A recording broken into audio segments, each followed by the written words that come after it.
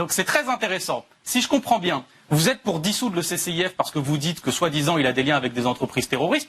Vous ne savez pas lesquelles par ailleurs, mais c'est pas grave vu que vous pouvez pas le prouver. Mais par contre, vous qui avez des liens et recevez des financements directs de terroristes qui ont tué 50 morts notamment en Australie, vous ne devez pas être dissous. C'est donc ça votre argument. Est-ce que je le comprends bien ?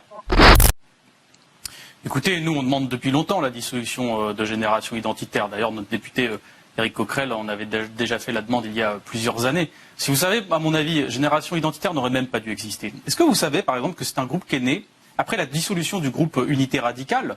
Unité Radicale, c'est un groupe qui a été dissous à la suite de la tentative d'assassinat d'extrême droite sur Jacques Chirac en 2002. Les origines de Génération Identitaire viennent du terrorisme d'extrême droite. Et d'ailleurs, on pourrait aussi dire que Génération Identitaire se nourrit du terrorisme d'extrême droite. Pourquoi ? Parce que, par exemple, vous avez Brendan Tarrant, qui est la personne qui a tué 50 personnes en attaquant une mosquée à Christchurch. Vous connaissez cet attentat terrible, qui a fait des dons à Génération Identitaire.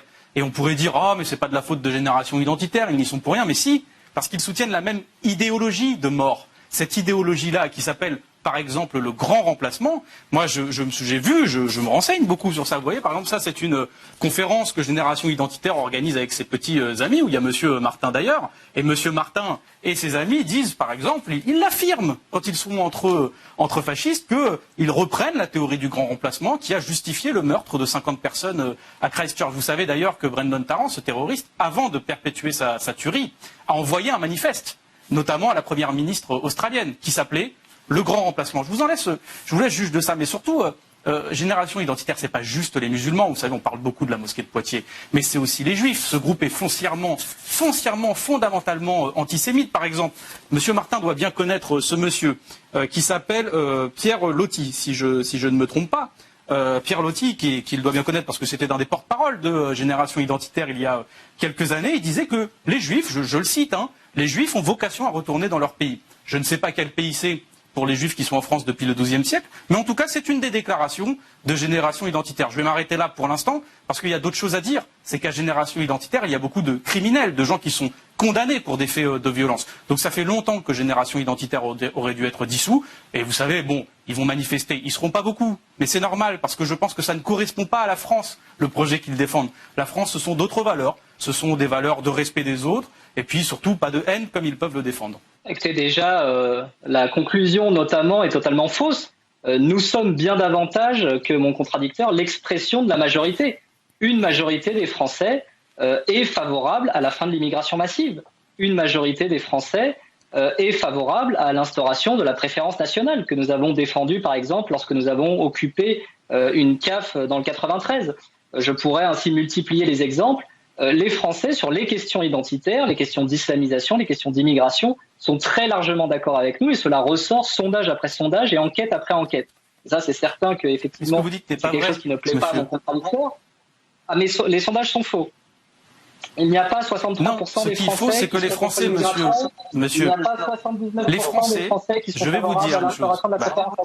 Si vous me permettez, les Français ne sont pas favorables, monsieur Martin, à ce que dans vos bastions, par exemple à Lille, il y a un de vos bastions qui s'appelle la Citadelle. À ce qu'à Lille, des gens parlent de faire des projets d'attentats sur des marchés ou contre des mosquées. Ça, ce sont des gens de votre organisation. Les Français ne sont pas favorables à ce que vos cadres politiques, par exemple monsieur Verracel à Lyon, savez-vous que monsieur Verracel a quand même été condamné à 5 mois de prison ferme pour violence et port d'armes. Est-ce que vous savez que par exemple à Lyon, monsieur Marin-Laflèche, qui est un des cadres de Génération Identitaire à Lyon, Clément Martin, on ne va pas parler en même temps. Clément Martin pour la réponse. On peut s'accorder sur le fait que monsieur Olivier Marin-Laflèche, c'est bien un cadre de chez vous, un cadre de Génération Identitaire à Lyon. On peut bien s'accorder sur le fait qu'il a été condamné pour avoir donné des coups de couteau au sol sur des personnes mineures et que c'est bien quelqu'un qui vient de chez vous, près de son local, la Traboule à Lyon, vous voyez. Donc c'est près de son local politique, c'est quelqu'un qui fait ce genre de choses. Aurélien Verracel, qui est un de vos proches également, a été condamné à de la prison ferme pour avoir agressé des gens.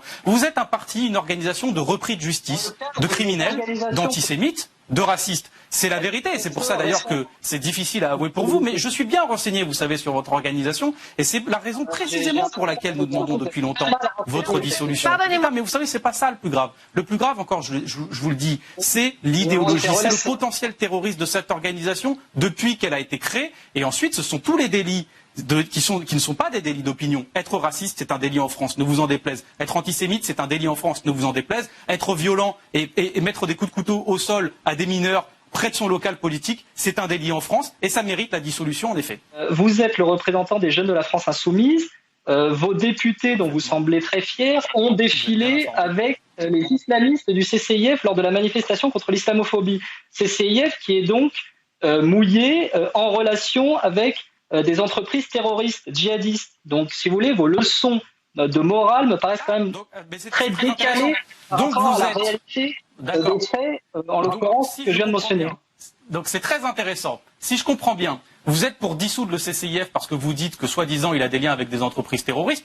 Vous ne savez pas lesquelles par ailleurs, mais c'est pas grave vu que vous ne pouvez pas le prouver. Mais par contre, vous qui avez des liens et recevez des financements directs de terroristes qui ont tué 50 morts notamment en Australie, vous ne devez pas être dissous. C'est donc ça votre argument. Est-ce que je le comprends bien? Oui, tout à fait, parce que d'autant plus que déjà le virement, en l'occurrence, eh bien, à la niche, vous allez être dissous et c'est très bien. Monsieur Breivik, Monsieur Tarrant, vous êtes en lien avec des organisations d'extrême droite et des organisations terroristes à l'international, monsieur. C'est tout. Mais si vous justifiez la dissolution du CCIF par le fait qu'elle a vu quelqu'un qui connaît, qui a entendu parler d'eux et qui a serré la main de quelqu'un d'autre qui serait en lien avec le terrorisme, monsieur, je vous le dis, vous êtes parfaitement contradictoire puisque vous êtes bien plus concerné par le terrorisme d'extrême droite que le CCIF. La question n'est, pour moi, ce qui justifie la dissolution de Génération Identitaire, ce n'est pas que, même si ça peut jouer, ce n'est pas que les opérations aux Alpes, ce ne sont pas les actions coup de poing, c'est le potentiel terroriste, l'histoire terroriste et le fait qu'il y ait des criminels au sein de cette organisation qui agissent et qui frappent des gens, qui agressent des gens, qui mettent des coups de couteau aux gens et qui sont potentiellement dangereux pour la sécurité publique. C'est ça l'important du débat. Ce ne sont pas que les opérations aux Alpes. Évidemment, usurper les fonctions de police et de garde des frontières de la France, c'est déjà en soi un délit. Mais ce qui est le plus délictueux et ce qui est le plus dommageable, c'est pas les actions à 20 pecnos qui font, c'est pas ça le problème. Ce sont les propos antisémites, les propos racistes, l'idéologie raciste et potentiellement terroriste, et le fait que les cadres d'extrême droite de Génération Identitaire, mais vous savez, l'extrême droite qui n'arrête pas de parler du terrorisme islamiste, on le sait bien maintenant, c'est prouvé, c'est acté, il y a des sources et des documentations là-dessus, qui montrent que par exemple vous aviez beaucoup de gens d'extrême droite qui sont impliqués dans les attentats terroristes islamiques. Je pense à M. Herman, qui était proche d'ailleurs des identitaires à Lille et à Lyon. M. Herman, c'est celui qui a fourni les armes qui ont permis à Mehdi Koulibaly de faire la prise d'otage et la tuerie de l'hypercachère pendant les attentats terroristes. Ces gens-là sont connectés. Ça leur va, le terrorisme islamiste. Vous comprenez? Et moi, ce que je cherche à faire, c'est à éradiquer le terrorisme islamiste et à éradiquer le terrorisme d'extrême droite. Et je trouve que Génération Identitaire est justement au point de convergence entre les deux. Ils se nourrissent idéologiquement, mais ils s'arment entre eux.